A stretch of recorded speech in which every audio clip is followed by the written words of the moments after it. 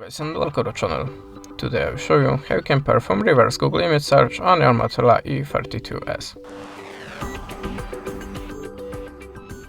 So, sadly we don't have a Google Lens on this device, so we have to do it by the other way, and now I will show you that way. So, we have to start from opening the web browser. Then go to the google.com.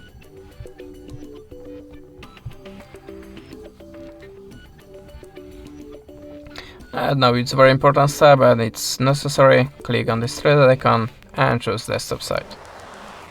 Now tap on this little small camera icon and choose upload a file. Then allow permissions to files and select the photo that you want to search in the Google, like this one.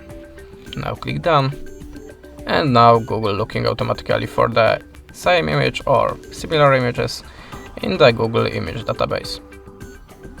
How you can see, there we have exactly the same image. That's it.